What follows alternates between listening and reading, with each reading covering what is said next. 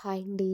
బాగున్నారా? వీడియో ఏంటంటే 31st and ఫస్ట్‌న video ఉంటదండి. 31st ఏంటంటే ఇంకా ఆ రోజు మాత్రం ఇంకసలు హెల్త్ అస్సలు ఇంక సహకరించలేదండి. కొంచెం కోల్డ్ కొంచెం కాదండి బాబోయ్! చాలా కోల్డు అండ్ దాంతో పాటు ఇక నోరు కూడా అంత బాలేదని చెప్పేసి ఎర్లీ మార్నింగే కొంచెం స్పైసీగా అనమాట. అంటే మిరియాల పొడొకటి, గరం మసాలా పౌడర్స్ అండ్ బిర్యానీ మసాలా ఉంటది కదండీ! చాలా స్పైసీగా అయితే నేను ఇలా ఓన్లీ ఇంక దీంట్లోని పచ్చిమిరపకాయని కట్ చేస్తాం కదండీ మనం, అవేమీ ఎయలేదు. ఓన్లీ పప్పు, రైసు, సాల్టు, ఈ మసాలా పౌడర్స్ వీటితోనే ఇలా లైట్‌గా ఆయిల్ వేసేసి ఇలా రైస్ ప్రిపేర్ చేసుకున్నానండి. మంచిగా థ్రోట్ ఇన్ఫెక్షన్ అలా ఏమైనా ఉంటే చాలా మంచిగా ది బెస్ట్ మెడిసిన్ అండి నాకు మాత్రం పర్సనల్లీ. సో, ఇది ట్రై చేస్తాననమాట నేను. ఇది తినిన ఒక హాఫ్ డేకే నాకు మంచి రిలీఫ్ అయితే ఉందండి. యాక్చువల్‌గా నాకిది అసలు తెలీదు. నా ఫ్రెండ్ చెప్తే నేను దీన్ని ట్రై చేశాననమాట. ఒక 3, 4 టైమ్స్ నాకు మంచి రిజల్ట్ అనిపిచ్చి, ఇక ఇలా కొంచెం నోరు ఇదిగా ఉన్నప్పుడు మనకి కోల్డ్ అలా చేసినప్పుడు చాలా చచ్చుబడిపోయినట్టు ఉంటుందండి నోరు. మంచి కారం కానీ, పులుపు కానీ తగిలితే బావుంటదని అటువంటి టైంలో ఇది ది బెస్ట్ అనమాట నాకు మాత్రం. అదేంటంటే కట్టే పొంగలని చెప్పిందండి. సో, నాకు ఇలా హాట్ పొంగలయితే చేయడం వచ్చు కదా అని చెప్పేసి నా ఐడియాలజీతో కొంచెం ఏంటంటే ఇక స్పూన్‌తో తినడమే అనమాట పనిగా. ఇక వేరేసి పక్కన పెట్టే ఐటెమ్ ఏమీ ఎయకుండా ఓన్లీ సింపుల్‌గా ఇలా ట్రై చేశానండి.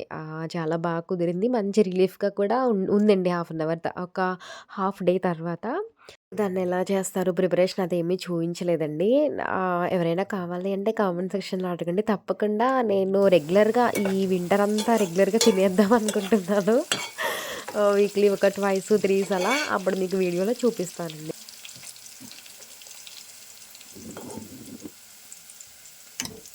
ఆ వీడియోలో చూసారు కదా మీరు, బీట్రూట్‌ని పచ్చిమిరపని నేను కట్ చేసేసి ఇలా వేయించుకున్నానండి. బీట్రూట్ పచ్చడైతే చేద్దామని. సో, అవి వేగిన తర్వాత కొంచెం జీలకర్ర, ఒక నిమ్మకాయలో హాఫ్ సైజ్ అంత చింతపండు, దాంతో పాటు కొంచెం కల్లుప్పు, ఇంకా వెల్లుల్లి రెబ్బలు వేసి ఇలా మరీ ఫైన్‌గా కాదండి, అలా అని బరకగా కాదు, రెండిటికి మధ్యస్థంగా ఇలా మిక్సీ పట్టుకున్నాననమాట. ఇప్పుడు సేమ్ అదే గిన్నెలో తాలింపేసేసుకుంటున్నాను.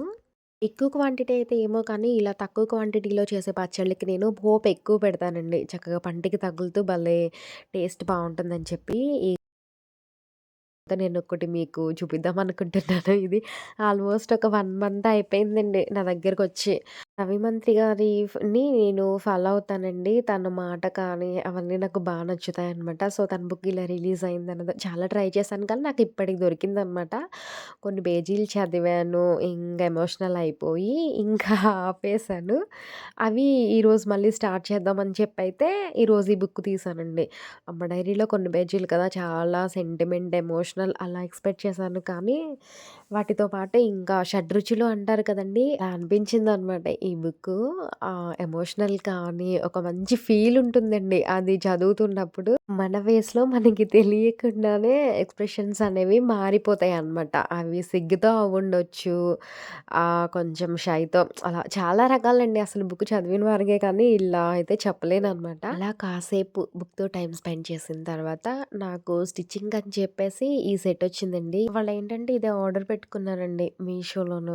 ఇంకా స్టిచ్ చేసేసి రెడీమేడ్‌గా వచ్చేస్తదేమో అనుకున్నారు కానీ క్లాత్ వచ్చేసరికి ఇలా పొంగల్‌కని చెప్పి ప్రిపేర్ చేయమని ఇచ్చారు. కిందదేమో లెహెంగా. నేనిప్పుడు పట్టుకున్నదేమో బ్లౌజ్ పీస్ అండి.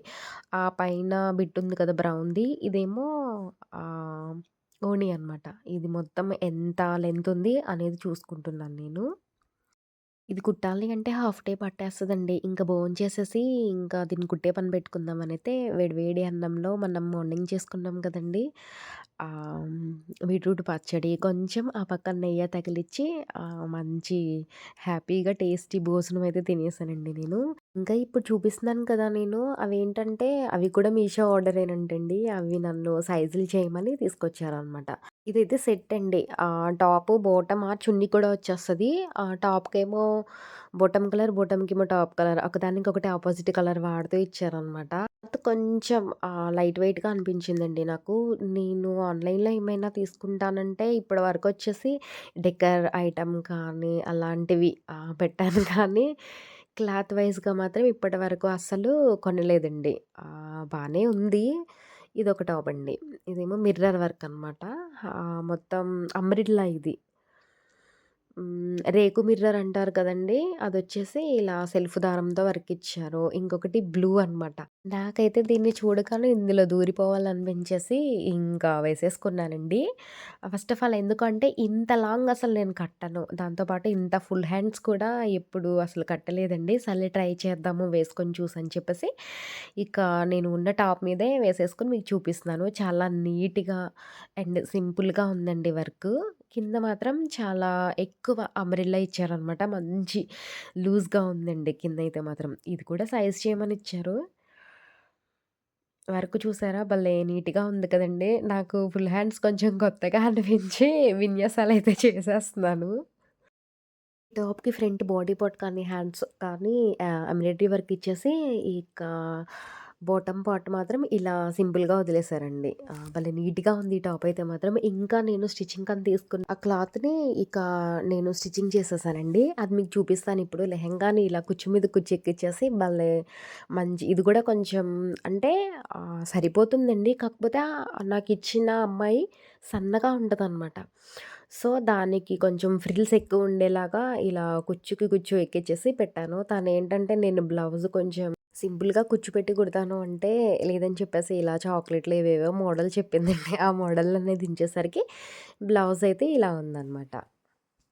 ఇక అవన్నీ కంప్లీట్ అయిపోయిన తర్వాత 31st ఈవినింగ్ అక్క వాళ్ళ ఇంటికెళ్ళామండి. ఇక న్యూ ఇయర్‌కి అక్కడ సెలబ్రేట్ చేసుకుందాం అని చెప్పైతేను. న్యూ ఇయర్ రోజు అంటే 31st నైట్ నేను వేసిన ముగ్గుల్ని మీకు చూపిద్దామని ఈ చిన్న క్లిప్ యాడ్ చేశాను. ఇదేంటంటే నేను పింట్రెస్ట్‌లో చూసి వేశానండి. ఫస్ట్ ఏంటే కేక్ కటింగ్ కానీ, ఇంకా ఫుడ్ ప్రిపరేషన్ కానీ ఇవన్నీ అయిపోయి తినేసి ముగ్గులు వేసేసరికి నైట్ ఏంటో అయిపోతుందండి టైము. సో, అందుకని చెప్పేసి 31st 9కి ముగ్గులు పెట్టడం స్టార్ట్ చేశాము.